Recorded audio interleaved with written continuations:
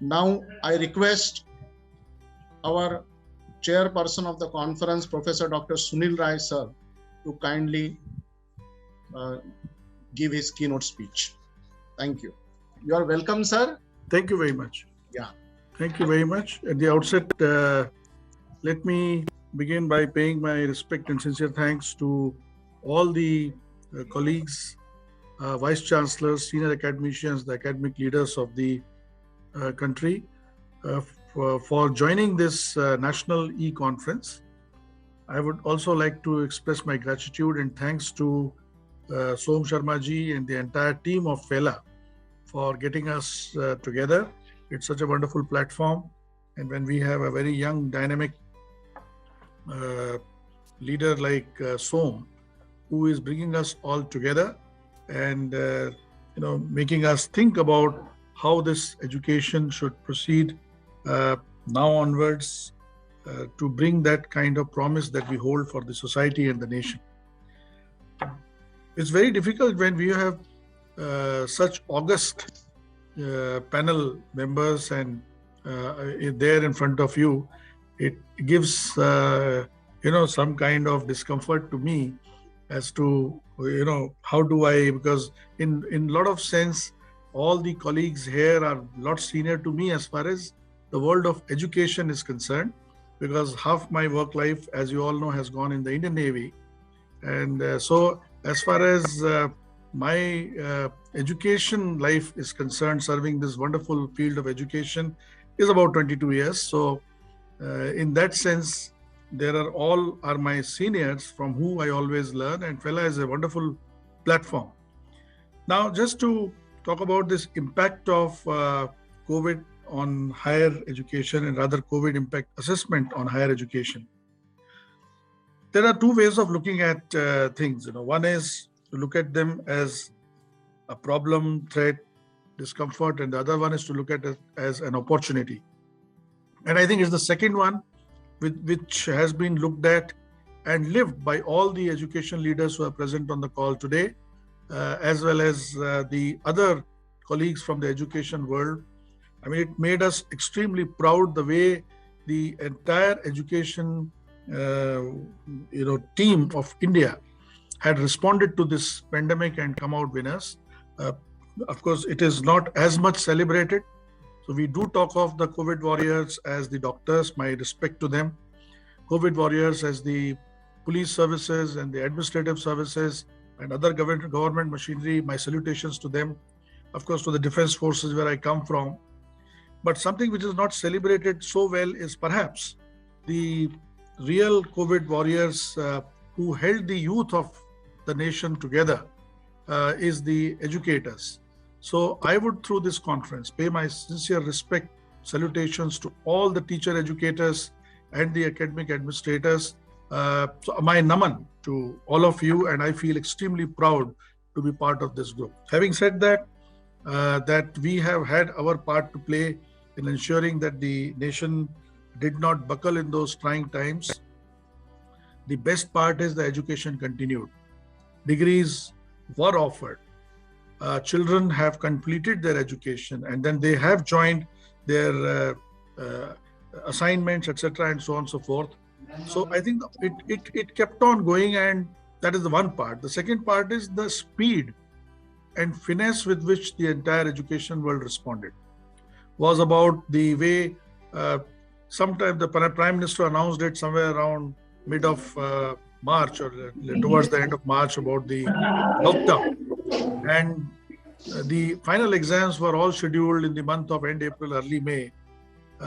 Despite the fact that the government gave us options that we can postpone the exams, but most of us chose that we will help our students, and it is such a matter of pride that all institutions actually completed their examinations and completed the curriculum, etc., almost on schedule. And for children, they could join the corporate in the month of July as business as usual. So this is one very encouraging happening that has taken place, and from that, so the impact had, for me, there are positives peak and that you... negatives as far as the impact assessment is concerned. On the positive side, there are two major positives that have happened, or rather three major positives that have happened. Number one is that the digital education in the country has gone to many notches up. Till about February of 2020, we were not very sure about how will the digital education proceed, how the students would like it, how the society will respond to it, how the government will respond to it, and so on and so forth. But the good part is that today we hear, and in the central budget, which was announced by the government of India, 25% of increase is there as far as the education outlay is concerned. And the major focus on this has been on digital education. And such experiences have come out on taking up the digital education to the next heights. People have developed e-courses, people have developed simulations, and so on and so forth. And they are international grade effort that the faculty of Indian institutions have produced. And therefore, the digital education has reached different heights. And now the government is encouraged to put a special focus on developing e-content, on finding more systematic, more engaging ways of delivery through digital education. Assessments, digital education, now most of the exams, competitive exams, are all turning to be digital. And therefore, the digital education has come to stay and arrive here. And this is a good thing for India, as per me, because in our nation, we can ill afford to have the luxury of creating infrastructure when it is not required. And this digital education, the way we have now started embracing, will pave the way for a different kind of collaboration between institutions. Som and I, we keep talking about it all the time, that we can actually, why create those? Our lab has been created in a fellow education institution a few kilometers away. Why a similar faculty facility has to be created by me?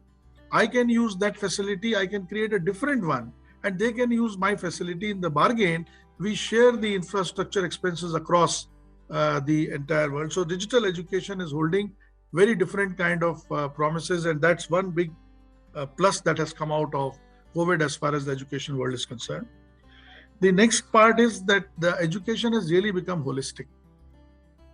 We had been talking about holistic education, we had been making efforts that the biggest part of this holistic education is making a student realize the true potential that he or she holds. Because nothing more possibly could go wrong at that point of time. There were casualties taking place, people were locked in their houses, income had fallen, and even in that situation, the students and their parents, they realize this whole importance of realizing the true power of a human being, what it can be. You can do wonders. And it was proven to us, because the more well-equipped Western world till date could not handle this pandemic to the perfection that our nation has done. And it all happened mainly because of that collaborative nature of our society, respect for each other, concern for each other, which is what has taken us to manage this. And now people have realized the value of each other. And this, I think, has paved the way for the holistic education, understanding uncertainties, respecting people, respecting environment. And one thing for all, that all of us know, that the quality of air improved in the month of May 2020, many folds. The quality of life improved. People realized that this wasteful nature of consuming resources was neither good for environment nor good for the human beings. And that is something which has brought in a different kind of education. So that's, to me, a big plus which has come out of looking at the world more positively, more comprehensively, more collaboratively. And finally, the education has become now student-centric, because when we were in the class, we were actually thinking about the subject. We were thinking about the issues that we have to be dealt with there. When we were not with the students, we were always thinking about the students. Whether that person will understand, whether that fellow will be engaged, and whether he or she has understood or not. And as a result, this thing has become student-centric, and this has paved the way for the national education policy's promise about bringing that kind of freedom to students to learn the courses that they want to learn. They can learn from the place that they want to learn. With the academic credit bank becoming a reality, the instructions now soon coming from the government, we see the real intent. The online education getting a different kind of support from the government.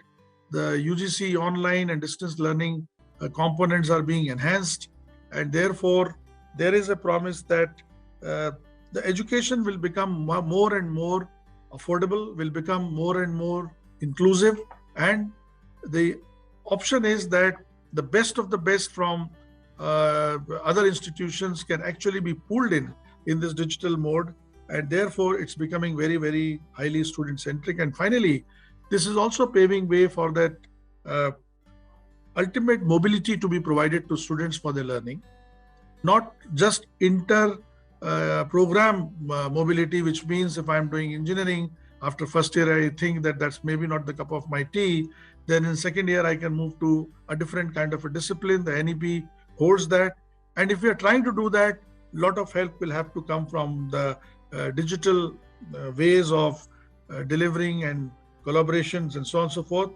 It also is bringing in the inter-organizational collaboration. Somebody can do credits from A university, then do from B university, and so on and so forth. So that kind of mobility, which we used to think could be a difficult proposition, I think. So COVID actually has made us believe in all these things, believe in the quality of digital education, believing in ultimate collaboration, and bringing in that kind of total freedom for learning to students. So these are, as per me, some very, very positive impacts of COVID on higher education. The only negatives, if at all, one would say was that only two parts. One is that feel of classroom and being with your other fellow mates, feel of being with the teacher, and being on a campus. There are a lot different, which of course was missed. I don't know the way the technology is progressing. Someday we may even find ways of simulating things to an extent that one doesn't feel that they are not there. But notwithstanding that, that was one of the drawbacks that came out, which were there about the practicals. All said and done, we tried a lot of simulations. We tried a lot of packages that could support us, particularly for technical and professional education. Unless otherwise people dirty their hands, go on the floor, it becomes a little difficult. So of course, practical learning and the experiencing the practical life had been some kind of a casualty. Fellowship with your fellow students and all had been a casualty. And of course, it also it brought out the features that there is the digital divide that we keep talking about, did come up because there were portions of the country where the students found it difficult to get into the online learning mode, particularly in the examination mode. The bandwidth at certain places needs to, of course, come up to a level. Even the solutions, because the solutions which were married to one particular platform, for example, some online assessments could work only on iOS platform or of Microsoft platform. Whereas later on, we realized halfway through that if we could work it on Android platforms, then it could be becoming more inclusive, because most people have these Android phones, and if these apps and packages work on those, it has been figured out. And now I find the way the sector has responded, the EdTech sector has responded. Now we are finding low cost, low bandwidth solutions coming up. But that had been something which was hit as far as the COVID thing was concerned. So these were few of my thoughts on the pluses and the minuses. But if you balance them on a balance, you find there are more positives. So in some sense, the COVID brought us challenges, which as educators, all of us have met. I salute once again the entire higher education community of India, with all the leaders who are present there. And I'm sure we are slated for more laurels in future. Thank you very much for giving me this opportunity. I'm honored to be amongst such august company of educators and leaders. Thank you very much. Namaskar.